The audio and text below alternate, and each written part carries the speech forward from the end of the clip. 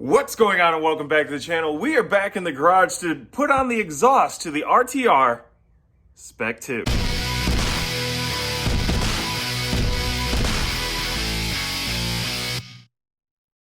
Alright, well unfortunately the day has come. We're getting rid of the drift car. Heading to San Antonio. I made it up here to San Antonio to drop off the drift steering. Just waiting for them to show up now. I've had this thing since, like 2010. It's been white, black. It was originally silver. It's got the dual caliper set up here in the back, connected to an ASD handbrake. We did the cage ourselves, as you can tell, as well as a lot of the inside stuff. She's been banged up a little bit, but she was a lot of fun, and hopefully the new owner will be able to use her to the fullest. So the drift car has been dropped off in San Antonio. Good group of guys are going to take care of it. I know they will, but now we got to go out into the driveway, hop into the Series 1 because she, unfortunately, is going back to North Carolina.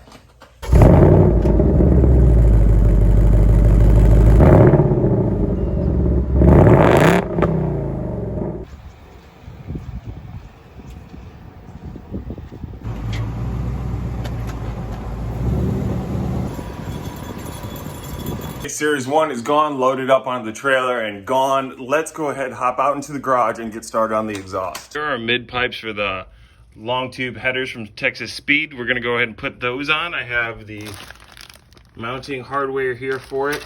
It looks like it's going to mat up to our H pipe. It might be a little loose is my only worry, but we'll find out when we get down there and get it on. Here's our Texas Speed mid pipes. As you can see, when they go into my H pipe, they're the same size tubing. It did say on the website that if you have a 17 or newer, there's gonna have to be some cutting. So what I'm gonna try and do is cut up here by the actual H pipe rather than cut my mid pipe.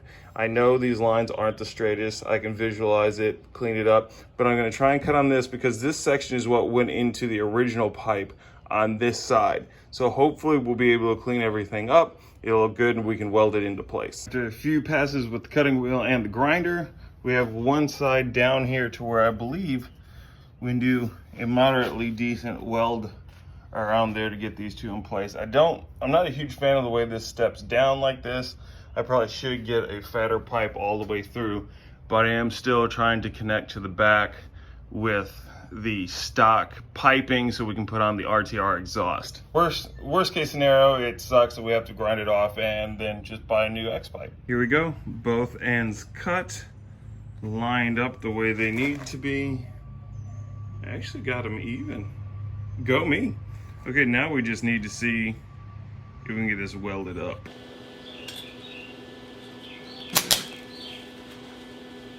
Interesting.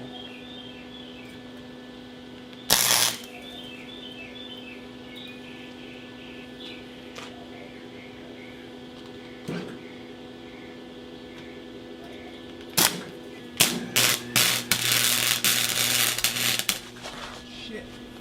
Burnt my knee.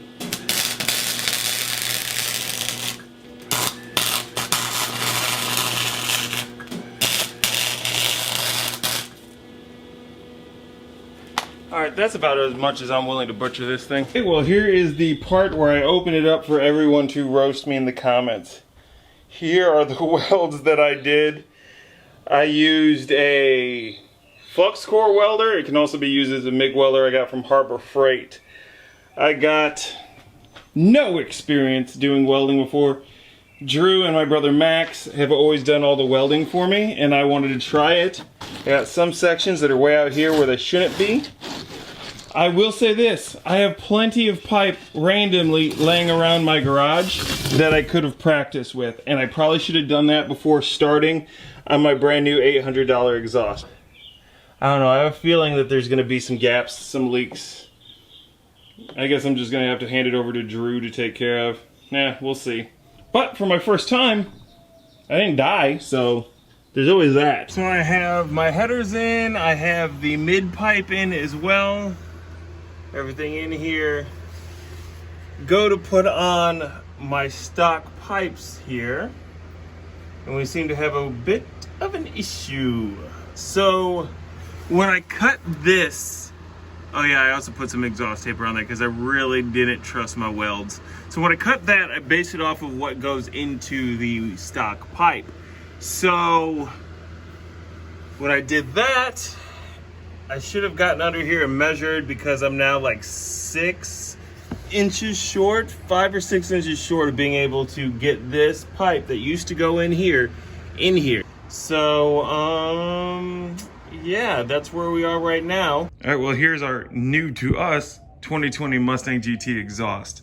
This is non-active, and this came off of a car that I was told the owner only had for about a month before she came in to Automotive Apparel and had it changed out. I put on a local Mustang forum that I was looking for a stock exhaust. One of the folks, Mike over at Automotive Apparel, hit me up and said, hey, we have this sitting over here. We're getting ready to toss it. The customer didn't want it. We can't use anything with it. Come pick it up, you can have it. And I hopped in the RTR F-150 and went and got it. Great group of guys. If you are in the Houston area and you need anything from detailing to wrap or anything, go hit those guys up. I really appreciate everything they did in helping us get to where we need to be with this build. But first, let's get rid of this resonator.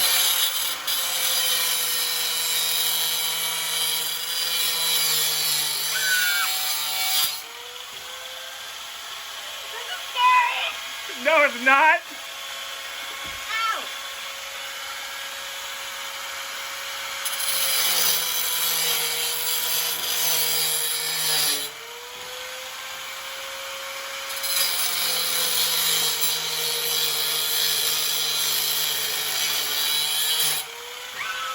You can take over.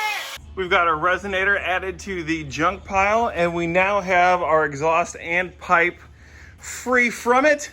Thanks in part to Gabby. See, that wasn't too bad, was it? She's watching. What are you watching? Naruto. Yeah, she's a nerd. Right now I need to jack this car up, get it up in the air, mostly just the rear, and we're gonna slide underneath there, see if we can put this exhaust in place. What do you think? We have the exhaust loosely in place here. As you can see, it's moving around because I do have the bracket taken out to help me put this thing in here. So as we go up here, we can see that it is inside. Okay, so I'm gonna re-film all of that since I filmed everything in slow-mo. But as we look at the H-pipe, you can look, if I pull back on it, we can actually free it from that pipe. So we don't have enough actually inside there to make sure that it's going to stay in place. And you can even see right there, there's a gap, so we'd have exhaust escaping from there. That we run to AutoZone real quick. We grab a 2.5 to 2.5 pipe.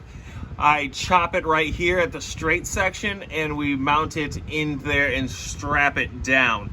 I might weld it. I'm not really sure, because again, we know how my welds look. We might just end up putting a band on each end to hold it in place, but we'll have to go and get that and come back here and see what we'll do. But for right now, myself and Gabby, I just came outside. we going to AutoZone. Yeah, So I got the extensions welded on here poorly. Again, I know my welds suck. I don't need anybody to let me know it. I understand it fully. But if I'm going to be completely honest with you guys and let you see how I do things, sometimes it's not pretty when you're learning. So what I'm going to do is put that on here. I do believe that it's going to do a fairly decent job of sealing it, but I am still going to go ahead and put some of this pipe repair wrap on there from JB Weld just as an extra precaution. What you got to do is just take this stuff, submerge it here into the water, let it sit for about an hour after you wrap it, and everything should be on there pretty solid, and then we'll slap these pipes on there. Not the best way to do it. I could definitely have waited for Drew to show up because he's a more experienced welder. But, you know, I'm impatient and I didn't feel like paying anybody to do it. So these are the steps in learning. You know, who knows? By the time we are done with the F-150, or maybe by the time we make it to the Mini, I'm going to be like a pro at this, and everybody's going to be like, oh my God, your welds, they're so cool.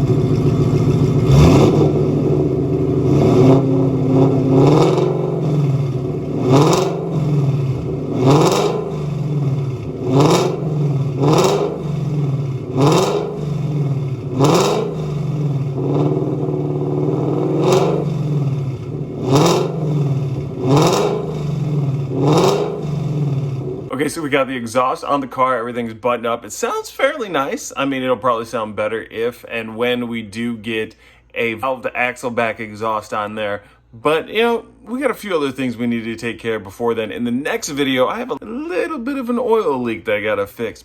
But until next time, peace.